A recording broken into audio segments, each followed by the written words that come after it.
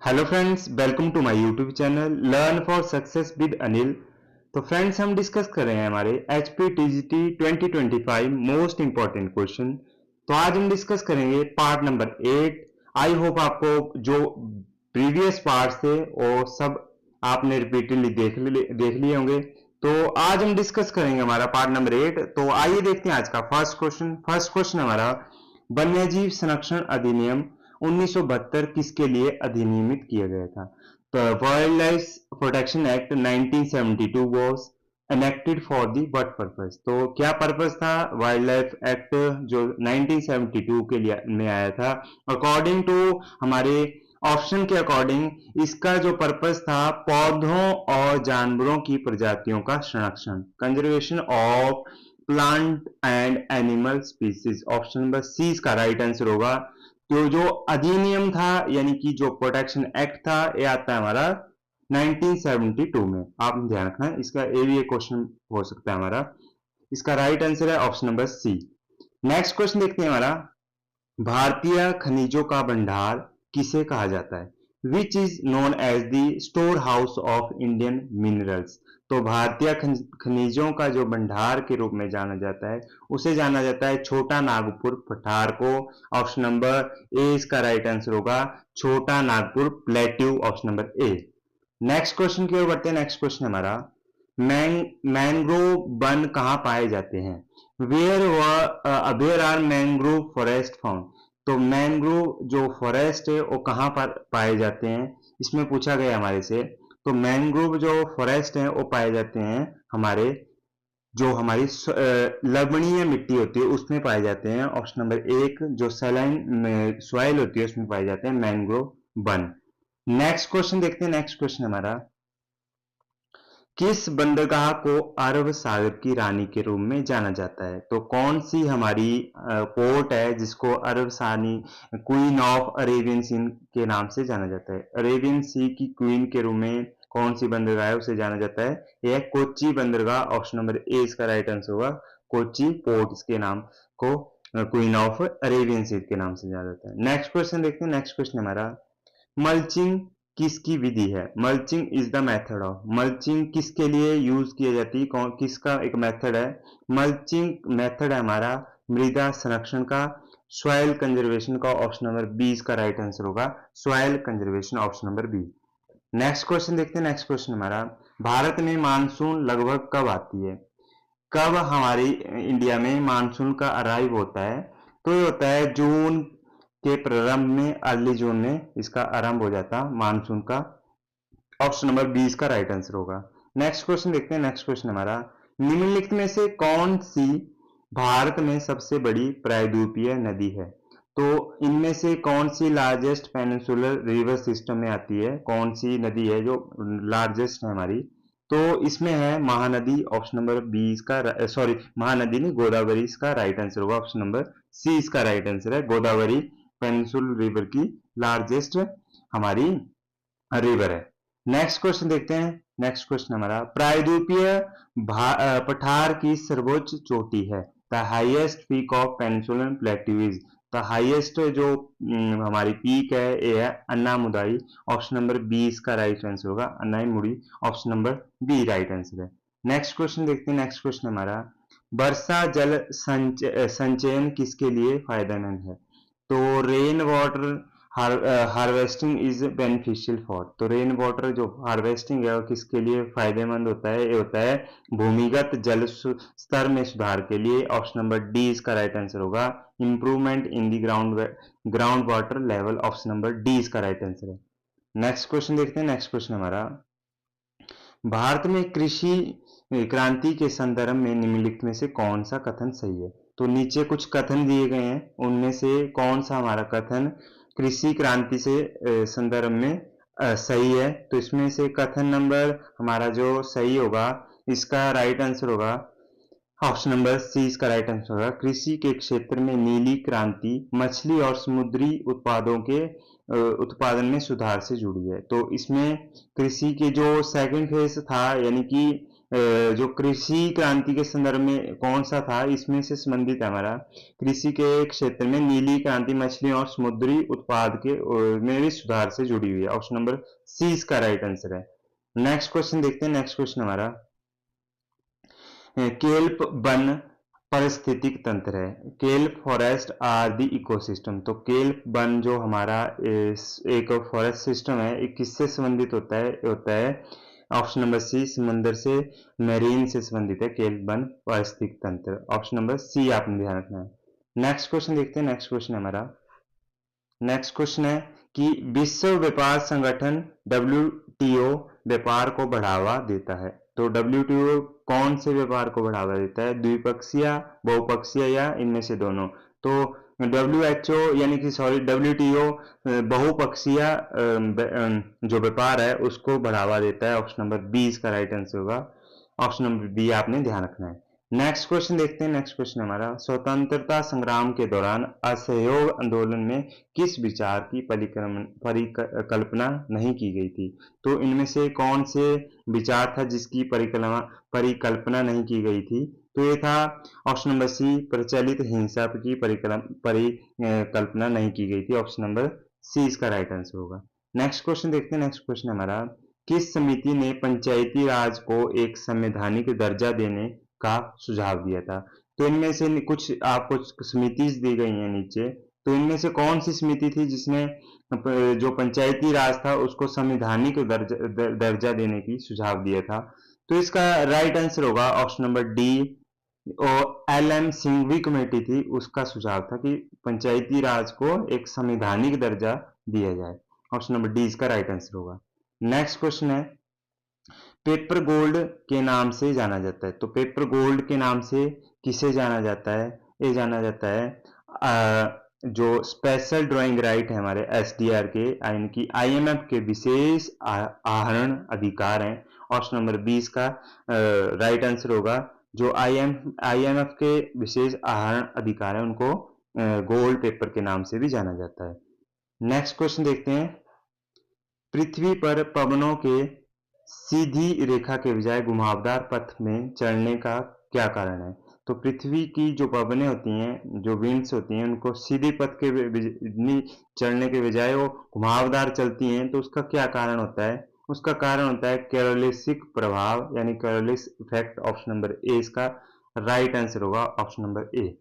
Next question देखते हैं। Next question हमारा औद्योगिक क्रांति के एक भाग के रूप में कौन सी अवधि के दौरान कारखाना प्रणाली का उदय हुआ था। तो औद्योगिक जो क्रांति हुई थी तो उसमें कौन सा ऐसी अवधि थी जिसमें सबसे ज्यादा औद्योगिक क्रांति में विकास हुआ था। तो ये आपने ध्यान रखना है, ये अवधि थी हमारी। ऑप्शन नंबर 20 का राइट आंसर होगा 1760 से लेके 1860 के बीच में औद्योगिक क्रांति में बहुत सारा उदय हुआ उसका कारखानों का। ऑप्शन नंबर 20 का राइट आंसर होगा। नेक्स्ट क्वेश्चन देखते हैं। नेक्स्ट क्वेश्चन हमारा विश्व के एकजुट मजदूर का नारा किससे जुड़ा है। विश्व के एकजुट जो एक हमारा स्लोगन है वो किससे संबंधित है दोस्तों, वो संबंधित है रूसी क्रांति से। ऑप्शन नंबर सी इसका राइट आंसर है, रशियन रेवोल्यूशन से संबंधित है विश्व के एकजुट मजदूर का नारा। नेक्स्ट क्वेश्चन देखते हैं। नेक्स्ट क्वेश्चन है निम्नलिखित में भू आकृतियों पर विचार कीजिए। कुछ आपको नीचे भू आकृतियां दी गई हैं, यानी कि नीचे कुछ भू आकृति दी गई हैं, उनमें पर्वत से नदी घाटी तक क्रम में व्यवस्थित की है। जब भी हमारी कोई रिवर फ्लो होती है तो आपने पर्वत से लेके जो नदी तक पहुंचने में उसको कौन कौन सी भू आकृति आती है उसको वर्णन करना है। तो उसमें आती है सबसे पहले भावर। ऑप्शन नंबर इसका भावर आता है फर्स्ट नंबर पे। फिर उसके बाद आता है तराई 2 नंबर पे, और उसके बाद आता है हमारा बांगर 3 नंबर पे, और लास्ट में आता है खादर यानी कि नदी के पास का हिस्सा आता है हमारा खादर के नाम से। तो इसका राइट आंसर होगा ऑप्शन नंबर सी। आपने ध्यान रखना है, सबसे पहले भावर, फिर सेकंड पे हमारा तराई, फिर हमारा फोर्थ में भांगर, और लास्ट में आता है खादर। ऑप्शन ए इंपॉर्टेंट क्वेश्चन है फ्रेंड्स, आपको जरूर देखने को मिलेगा। आपने इसको ध्यान रखना है। इसको आप इस तरह से भी समझ सकते हैं, और आपको नदी से पर्वत की तरफ पूछा जाए तब भी आपने इसको याद रखना है। नेक्स्ट क्वेश्चन की ओर बढ़ते हैं। नेक्स्ट क्वेश्चन हमारा निम्नलिखित में से कौन सा ज्वारीय वन है? तो इनमें से कुछ आपको टाइडल वन फॉरेस्ट पूछा गया है, तो इनमें से कौन सा एक टाइडल वन है, यानी कि मैंग्रोव वन होते हैं हमारे, मैंग्रोव फॉरेस्ट होते हैं, वो टाइडल वन के नाम से भी जाने जाते हैं। ऑप्शन नंबर 20 का राइट आंसर होगा मैंग्रोव वन। नेक्स्ट क्वेश्चन देखते हैं। नेक्स्ट क्वेश्चन है हमारा, निम्नलिखित में से कौन भारत में किसी राज्य के राज्यपाल का नियुक्ति करता है? तो इनमें से चार ऑप्शन आपको दिए गए हैं नीचे, तो इनमें से कौन से किसी राज्य के राज्यपाल की नियुक्ति करते हैं? तो अकॉर्डिंग टू ऑप्शन आपका राइट आंसर होगा केंद्र सरकार राज्यपाल की नियुक्ति करती है राज्य में। ठीक है, वैसे उनकी केंद्र सरकार की जगह राष्ट्रपति हो तो राष्ट्रपति भी इसका राइट आंसर होगा फ्रेंड्स। तो ऑप्शन नंबर सी इसका राइट आंसर था। नेक्स्ट क्वेश्चन हमारा, निम्नलिखित में से किसके पास सर्वोच्च न्यायालय द्वारा दिए गए निर्णयों के पूरा अवलोकन की शक्ति है? तो जो भी डिसीजन सुप्रीम कोर्ट देता है उसकी रिव्यू पावर किसके पास है, उसको फिर से रिव्यू करने की तो पावर है फ्रेंड्स, ऑप्शन नंबर सी सर्वोच्च न्यायालय के पास ही है वो रिव्यू करने की उसकी डिसीजन को। ऑप्शन नंबर सी इसका राइट आंसर होगा, ऑप्शन नंबर सी आपने ध्यान रखना है। नेक्स्ट क्वेश्चन देखते हैं। नेक्स्ट क्वेश्चन है हमारा, निम्नलिखित में से कौन राज्यसभा सदस्य चुनता है? तो नीचे कुछ ऑप्शन दिए गए हैं, इनमें से कौन राज्यसभा के सदस्य को चुनता है?